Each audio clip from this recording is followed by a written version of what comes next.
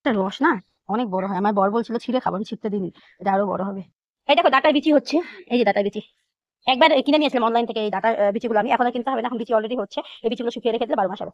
তো এগুলো আমি পাকিয়ে নিচ্ছি এর জন্য, কারণ একটা গাছে আমি এই গাছটা আমি বিচি করেছি, ঠিক আছে। এটা একরকম, এটা কালো আর এটা সাদা হয়। তো এই সাদা দুটো বিচি করবো, 12 মাসের মতন বেগুনের পুলি হয়ে যাবে আমার। এই দেখো ধন্ডল, ধন্দল ধরেছে ধন্দল। আর এই যে ধন্দলের গাছ, আরো আরো অনেক ধন্দলের গাছ। এই দেখো ধন্দল দিয়ে ভরেছি। শাকের বাগান, এরকম শাকটাও আমার ছাদে পেয়ে যাবা। ভাবলাম যে প্রতিদিন একটা একরকম শাক খাই না, তা আজকে ভাবলাম যে 5 মিশালিটাই খাবো।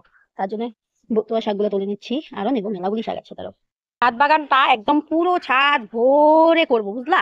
আমি এখন অল্প অল্প করেছি, কারণ এতগুলি যদি গাছ গাড়ি তাহলে আবার উপরে নিলে সমস্যা হবে। তো উপরে ছাদটা হলে আমি দেখবো দেখাবো, পুরো ছাদটাই বাগান করে দেবো হবে। কিন্তু খাটনি জানো তো, কষ্ট হয় একদম। মানে মোটামুটি এগুলোকে মানে দেখে দেখে রাখা, আর এগুলোকে জল টল দেওয়া, এগুলোকে মানে এটা যত্ন করে একটা কাজ, বুঝলা।